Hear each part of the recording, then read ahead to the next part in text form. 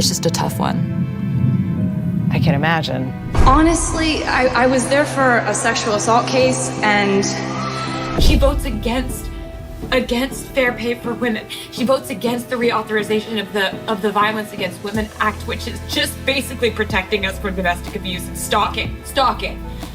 It really is a big... These are the 10 most emotional moments in Taylor Swift's life. At number 10, Taylor Swift was about to perform her Eras tour in Brazil, but everything changed when one of the fans in the crowd passed away. Taylor Swift has postponed her concert in Rio de Janeiro after a fan died at her Eras tour. Her name is Ana Clara Benavides, and she was only 23 years old. It was her dream to visit a Taylor Swift concert, but this show actually became her last. She passed out during the second song and later died at a local hospital. The main reason for her death was the temperature outside. It was about 105 degrees Fahrenheit that day. On the next show, Taylor Swift paid tribute to this girl by singing Bigger Than the Whole Sky.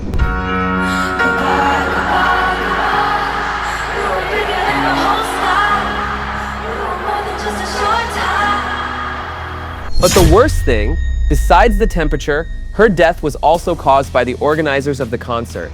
There were over 60,000 people waiting for the show to start, and these guys couldn't deliver enough water supplies to people waiting for Taylor. Unfortunately, Ana Clara Benavides was one of them. Organizers of the show also forbade everyone to take their own water into the stadium, and some people were literally fainting because of this. Taylor also wrote a message where she said how devastated she was and that she's going to do everything to help her family and friends. Since then, every single time when Taylor sees her fans not feeling good, she immediately stops performing and does everything to help them. Water! Do you see that? It's right. Sorry, it's just it's very hot, so when somebody says they need water when it's this hot, they really need it.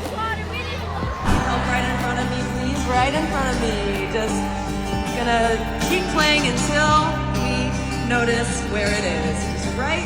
I'm just gonna keep playing till somebody helps them. And I'm gonna keep singing this song. I could do this all night. Okay, you're good? Awesome! But one time, Taylor Swift's diet almost put her into a real coma. I thought that I was just like supposed to feel like I was gonna pass out at the end of a show or in the middle of it. I thought that was how it was. And now I realize, no, if you eat food, have energy, get stronger, you can do all these shows and not feel it, which is really good revelation. People don't talk about it, but Taylor Swift has a real eating disorder. She was starving for days, even when she was going on tour. It's perfectly normal. I just exercise a lot. And I did exercise a lot, but I wasn't eating. And you can't. I don't think you know you're doing that when you're doing it gradually. There's always some standard of beauty that you're not meeting. Because if you're thin enough, then you don't have that ass that everybody wants. But if you have enough weight on you to have an ass, then your stomach isn't flat enough. It's all just possible. Taylor was about to cry talking about this, and I can't even imagine the pain she is experiencing there.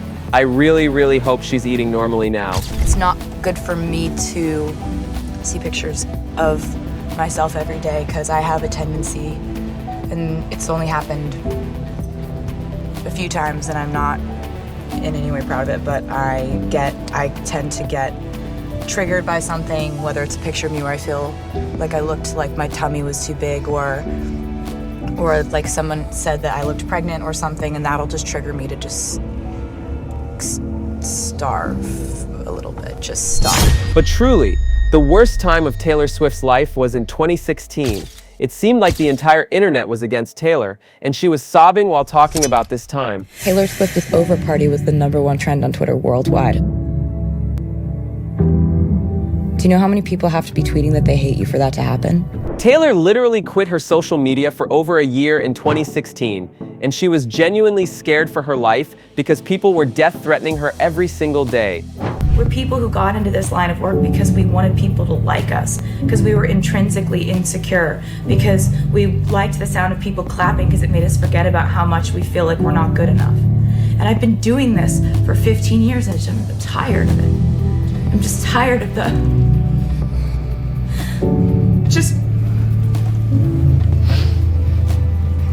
feels like it's more than music now at this point. This video is really hard to watch, and the person in front of Taylor in this video was actually her mom. This has to be the saddest feeling of your life, when your daughter tells you such heartbreaking things like these. And just most days I'm like, okay, but then sometimes I'm just like, it just gets loud sometimes. But it wasn't the end for Taylor's mom, because in 2015, she was diagnosed with cancer. Later it got better, but in 2019, Taylor mentioned that her mom's cancer had returned. Taylor even wrote a song about it, and her voice was trembling when she was talking about this in one of her interviews. One song on the album called Soon You'll Get Better that I can't even really hear, I can't even listen to it. She won't talk specifically about her inspiration, but it comes at a time when her mother, Andrea, who was battling cancer, suffered a relapse. The second round of treatment was very hard for both Taylor and her family. Taylor mentioned many times that it really influenced her decisions on her music career. It's really interesting because I don't think I have written a song quite like that before. And it's just sort of like, it's just a tough one. I can imagine, but I can also tell you, having listened to it, that it's universal. It's just not something that we deal with until we have to, until we see it, until we experience it, until someone close to us is going through something like that. And so writing about it was really emotional, and I'm just gonna stop talking about it now. Understand. But if Taylor Swift's life was a movie, it would definitely have Kanye West as the main antagonist. Everybody knows about the 2009 VMA incident, where Kanye interrupted Taylor's speech and ruined truly one of the best moments of her life, but not many people talk about what happened the next day. Your mind when he came up and then they cut off the... Well, I was standing on stage and I was really excited because I had just won the award, and then I was really excited because Kanye West was on the stage. And then I wasn't so excited anymore. Later, Taylor revealed that she was truly a Kanye West fan for her entire life, and even the first album she ever bought on iTunes was actually Kanye's The College Dropout. Are there any hard feelings towards him? I don't know him, and I've never met him, so... So were you a fan before? Yeah. It's Kanye West. Are you still a fan? I take it now? You know, I don't know him, and I don't want to start anything because I just... You know, I had a great night tonight. You can see how she's smiling while being really sad, because when your favorite artist does something like this, your entire life might just turn upside down. Taylor's life isn't perfect. There were a lot of times when people spotted Taylor Swift crying at her concerts, and the stories behind those tears are actually devastating.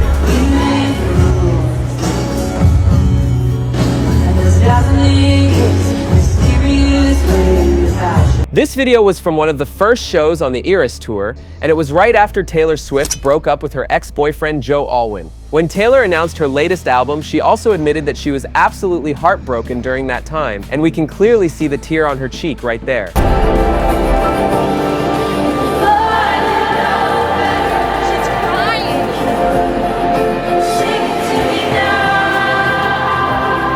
This one happened when Taylor was singing her song Marjorie about her grandma. Taylor's grandma was actually a very close friend of Taylor's, and she got really emotional singing this song after her grandma passed away.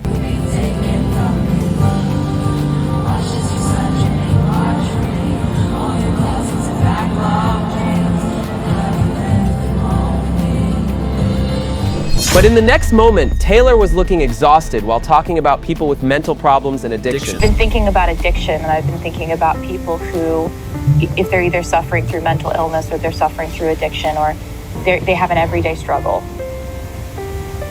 No one pats them on the back every day, but every day they are actively fighting something. This was from the interview where Taylor Swift was talking about her song This Is Me Trying, and it was based on a true story. She was barely holding back tears, and this song has to be the saddest one she's ever written. There are so many days that nobody gives them credit for that. Yeah. And so how often must somebody who's in that sort of internal struggle must want to say to everyone in the room, you have no idea how close I am to going back to a dark place, or you have no idea. You know, someone who felt like they had a lot of potential in their life. I think there are a lot of mechanisms for us in our school days, in high school or college, to excel and to be patted on the back for something. And then I think a lot of people get out of school and there are less there are less abilities for them to get gold stars. I think a lot of people feel really swept up in that. And so I was thinking about this person who is really lost in life and then starts drinking and every second is trying not to. Since Taylor Swift is the most famous female artist in music history, it comes with some big problems for her. Taylor has to face paparazzi and stalkers every single day, and sometimes it can go way too far. You mentioned that you keep wound dressing with you? Yeah, I've had a lot of stalkers show up to the house armed. So we have to think that way. One time, Taylor and her mom were crying, talking about some politicians who were destroying lives by pretending to protect Christian values. It really is a big deal. She votes against fair pay for women. She votes against the reauthorization of the Violence Against Women Act, which is just basically protecting us from domestic abuse and stalking. She thinks that if you're a gay couple, or even if you look like a gay couple, you should be allowed to be kicked out of a restaurant. And see her disguising these policies behind the words Tennessee Christian values. Those aren't Tennessee Christian values. I live in Tennessee. I am Christian. That's not what we stand for. But one of Taylor Swift's stalkers actually wanted to hurt her.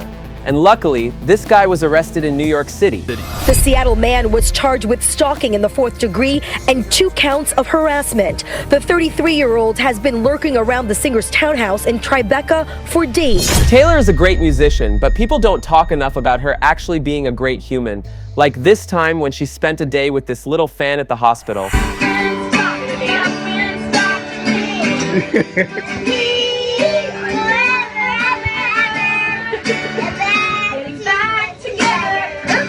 Or this time, when she surprised a girl during the Ellen show. The tickets to the LA show, you have floor seats, you have the autographed hat, you have the Nature Lux products, and the only thing, it's a shame that Taylor's not here. That's the only problem. Oh, no way! One time, she was discussing the Star Wars movies when she was visiting this little boy. Where there's like Jar Jar Binks, the funny one. Yeah, and Jabba. And Jabba the Hutt. Yes, oh my god. He doesn't seem like he'd be fun to hang out with. Yeah. But the thing number one is truly this. In 2018, during one of her shows, Taylor revealed that she actually had a sexual assault case. The details about it are just the worst, and not a single woman on this planet deserves to experience this. I was not playing a sold-out stadium in Tampa. I was in a courtroom in Denver, Colorado. Honestly, I was there for a sexual assault case, and this day a year ago was the day that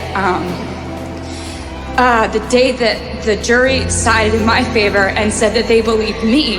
I just wanted to say I'm sorry to anyone who ever wasn't believed, because I don't know what turn my life would have taken if people didn't believe me when I said that something had happened to me. So